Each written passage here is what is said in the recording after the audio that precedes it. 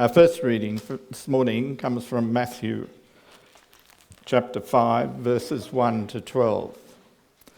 Now when Jesus saw the crowds, he went up onto the mountainside and sat down, and he said, "Blessed are the poor in spirit, for theirs is the kingdom of heaven. Blessed are those who mourn, for they will be comforted. Blessed are the meek, for they will inherit the earth. Blessed are those who hunger and thirst for righteousness, for they will be filled. Blessed are the merciful, for they will be shown mercy. And blessed are the pure in heart, for they will see God. Blessed are the peacemakers, for they will be called the children of God. Blessed are those who are persecuted because of righteousness, for theirs is the kingdom of heaven. Blessed are you when people insult you and persecute you and falsely say all kinds of evil against you because of me. Rejoice and be glad, because great is your reward in heaven. For in the same way they persecuted the prophets who were before you." Our second reading this morning comes from Micah, and actually happens to be my number one reading from the Bible. I've always loved this passage. "What shall I bring to the Lord, the God of heaven, when I come to worship him? Shall I bring the best calves to burn as offerings to him? Will the Lord be pleased if I bring him thousands of sheep and endless streams of olive oil? Shall I offer him my firstborn child to pay for my sins? No, the Lord has told us what is good. What he requires of us is this: to do what is just, to show constant love, and to live in humble fellowship with our God." Code Red.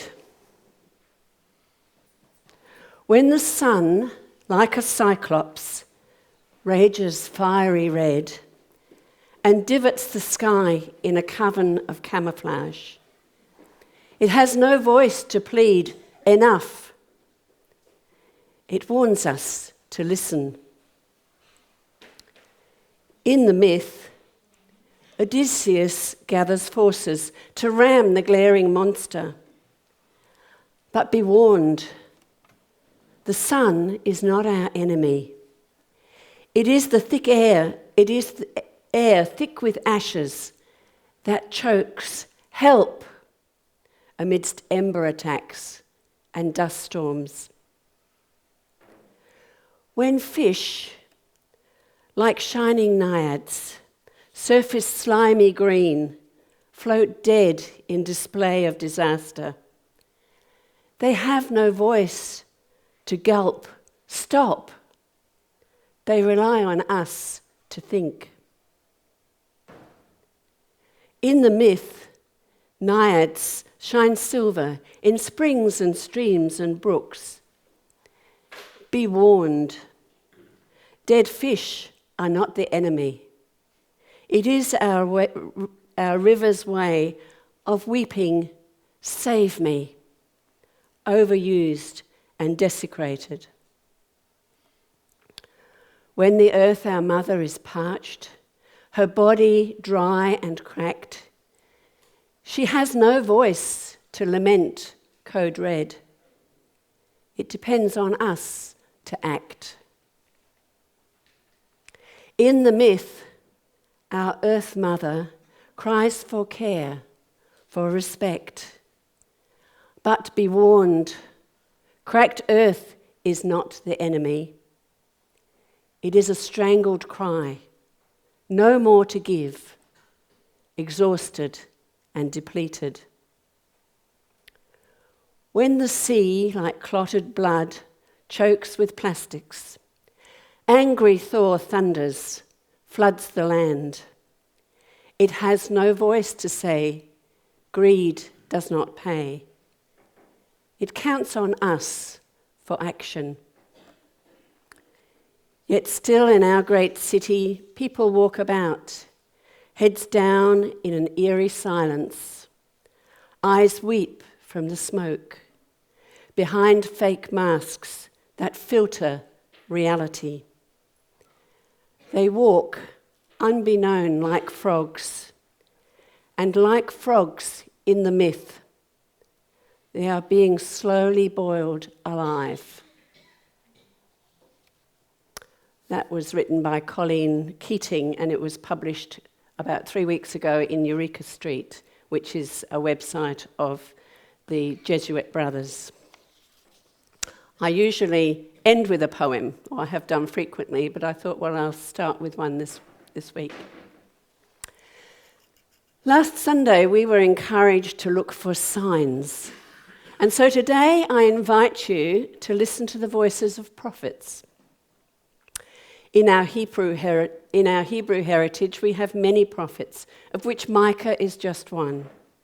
Micah, a contemporary of Isaiah, came from a country town in the southern kingdom of Judah.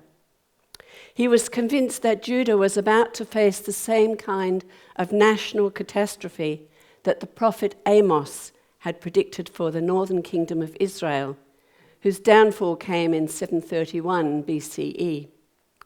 Micah predicted that the injustice of the people of Judah would bring their own downfall, which happened in 701 BCE. A couple of weeks ago, I sat and read through the whole of Micah. I haven't read it like that for a long time, but I thought it was important to do that. But Micah's message is not all doom and gloom. Within it, there are clear signs of hope for the future. There is a picture of universal peace under God, when disputes are settled between nations, and swords will be hammered into plowshares, and spears into pruning hooks. Nations will war no more, and everyone will live among their own vineyards and fig trees in peace and unafraid. And then there is the prediction of a great king out of Bethlehem from the line of David, who will bring peace, foretelling the birth of Jesus. But a single verse is the summary of so much of what the prophets of Israel have to say to us. What is required is this: do what is just, show constant love, and live in humble fellowship with your God. In our gospel reading from Matthew, we heard the introduction to Jesus' great Sermon on the Mount, and the Beatitudes are the starting point of that sermon, his teaching. And the vision of Jesus is both beautiful and terrifying. For those who listened to his vision and teaching, his words were powerful and challenging, and they have been treasured by generations of Christians down through the ages. Jesus outlines the attitude of a true disciple, one who accepts the demands of God in contrast to the ways of the world. The emphasis is not so much on whether the rewards are in the present or in the future, or whether there are any rewards at all, but rather there is a certainty that our discipleship will not be in vain, and there is the promise of finding God's blessing in the small and the difficult moments and discovering new understandings of wisdom. Jesus' vision for human well-being and harmony is not all sweetness and light. Rather, the vision is found in Jesus' tenacious belief that humanity can find practical ways to live in peace with justice and kindness. And the vision is not realized without genuine change and clear intention. Living Jesus' vision only comes to us by way of mutual and extraordinary respect for all living things, and that requires sacrifice. The Beatitudes are not a hope for happiness to be found eventually in some heaven beyond this world. They command our attention now and demand a response in this world for the sake of all, in our times and in the future. The blessings of Jesus reverse the world's conventional wisdom and values. They don't so much urge us to be this or that, but they are a statement about God's intention to bless us despite human injustice and misfortunes. And Jesus echoes the word of the prophet Micah in his intent. Those who seek justice, love kindness, and try to follow God's way, that is what is required. Throughout human history, visions of change have been passionate. Let's hear from some other prophets. In 1853, Chief Seattle spoke these words in response to a letter from the United States President Franklin Pierce, who was seeking to purchase the Northwest Territories of the Squamish tribe of Native Americans. Now, it's a very long letter, and I've probably reduced it to at least half, if not more, so there's a lot left out. But I do encourage you to look it up.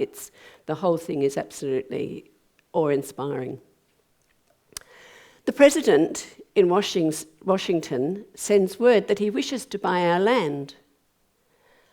But how can you buy or sell the sky, the land? The idea is strange to us.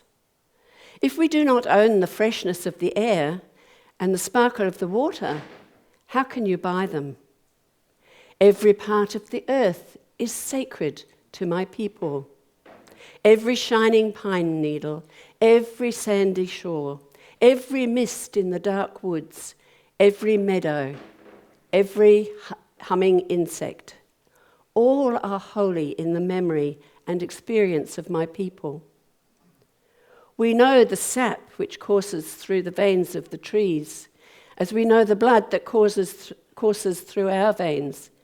They are part of the earth, and it is part of us. The shining water that moves in the streams and rivers is not just water, but the blood of our ancestors. If we sell you our land, you must remember that it is sacred. Each glossy reflection in the clear waters of the lakes tells of events and memories in the life of my people. The water's murmur is the voice of my father's father. The rivers are our brothers. They quench our thirst. They carry our canoes and feed our children. So you must give the rivers kindness, the same kindness that you would give any brother. If we sell you our land, remember that the air is precious to us, that the air shares its spirit with all the life it supports. The wind that gave our grandfather his first breath also received his last sigh. The wind also gives our children the spirit of life. Will you teach your children what we have taught our children? That the earth is our mother. What befalls the earth befalls all the sons of the earth. This we know. The earth does not belong to man. Man belongs to the earth. All things are connected like the blood that unites us all. Man did not weave the web of life. He is merely a strand in it. Whatever he does to the web, he does to himself. One thing we know, our God is also your God. The earth is precious to him, and to harm the earth is to heap contempt upon his creator. So if we sell you our land, love it as we have loved it. Care for it as we have cared for it. Preserve the land for all children and love it as God loves us. As we are part of the land, you too are part of the land. This earth is precious to us. It is also precious to you. One thing we know, there is only one God. No man, be he red man or white man, can be apart. We are all brothers after all. Let's hear from some other prophets. David Suzuki, a Canadian zoologist, environmentalist, and scientist. If we pollute the air, water, and soil that keep us alive and well, and destroy the biodiversity that allows natural systems to function, no amount of money will save us. And I also have another quote from him, which I wasn't going to put in, but I decided this morning I would. It's like we are in a giant car heading towards a brick wall, and everyone is arguing over where they're going to sit. And Al Gore, past Vice President of the United States, author of An Inconvenient Truth. Future generations may well have occasion to ask themselves, what were our parents thinking? Why didn't they wake up when they had the chance? And we have to hear that question now. And Sir David Attenborough. The fact is that no species has ever had such wholesale control over everything on Earth, living or dead, as we now have. And that lays upon us, whether we like it or not, an awesome responsibility. In our hands now lies not only our own future, but that of all other living things with whom we share the earth. Surely we have a responsibility to leave for future generations a planet that is healthy and habitable by all species. Those are some grave warnings from prophets in recent times. But let's move to some signs of hope and change. And when I was thinking about this, I was thinking about some of the great movements of the 20th century. Most of them concerned justice for people. And so I think of Martin Luther King Jr.'s great speech, I Have a Dream, and his great vision for civil rights for the black people in the States. Nelson Mandela's vision for South Africa, for a South Africa beyond the inhumanity of apartheid. The women's right to vote. I don't have a particular person, but that was a movement that took place in the last century and still has a way to go in some countries. The fall of the Berlin Wall, how that happened, very quickly when it did happen. The recognition of the indigenous people in this country and their right to vote. And now we hear from them their demand for a voice to Parliament. The voice of women against violence. And I was thinking of Malala Yousafzai, who was shot in Afghanistan in the Swat Valley and is now, and she received the Nobel Prize for Peace. And she had a quote, one pen, one teacher, and you change the world. And one child, and you change the world. Something like that. I didn't write that one down. And then the decriminalisation of homosexuality and the coming of marriage equality. And so these are all things that have changed people's lives. And of course, we still have a long way to go with all of those things. But change has happened. And now it's a different voice that seeks to be heard, the voice of the planet. I was 9 years old in December 1952, living in a suburb in London, and I vividly remember the Great Smog. It blanketed London for 5 days and was estimated to kill more than 12,000 people. And it hospitalised 150,000 people. I can remember that. I've actually got my mother's diaries, and I looked it up yesterday, but she hasn't written about it. She must have been so busy working that she didn't. There was a whole couple of months that were missing. And thousands of animals died as well.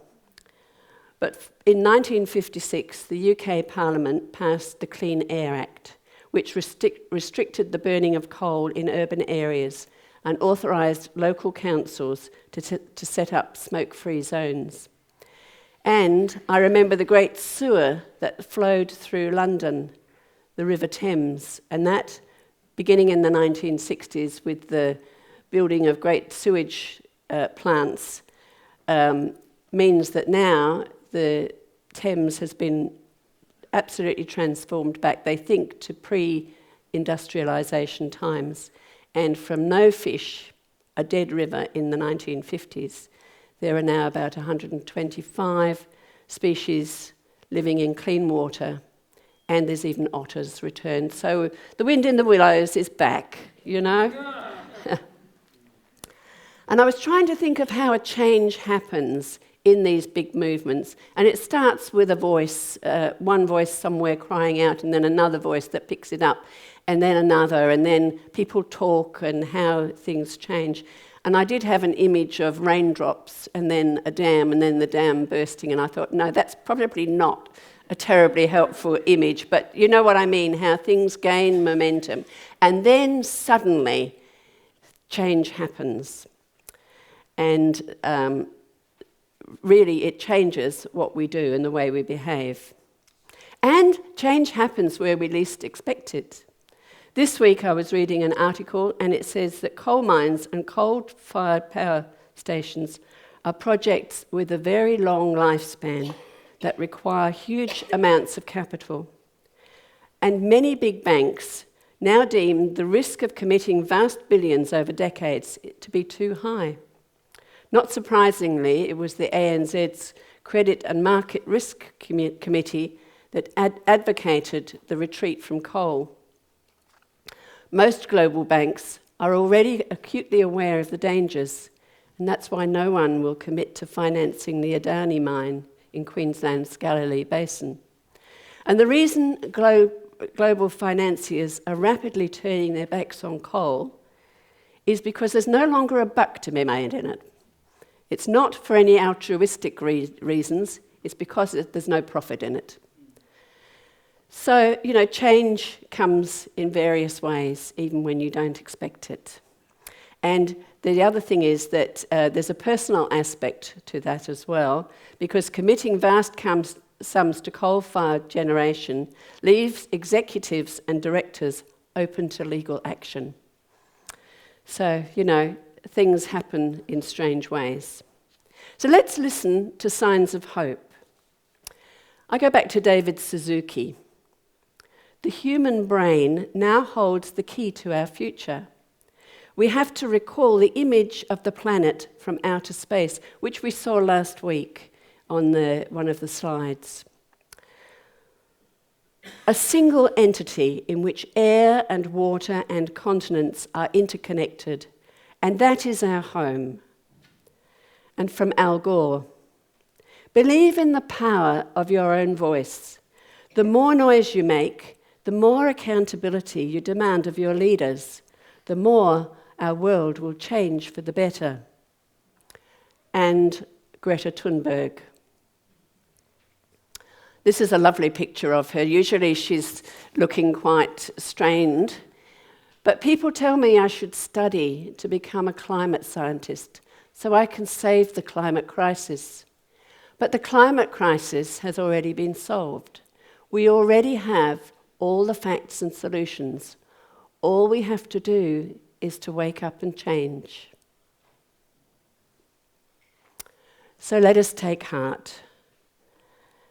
Face our fears, stand up against oppressive forces, and doing so with the compelling and healing nature of God's inclusive grace and love.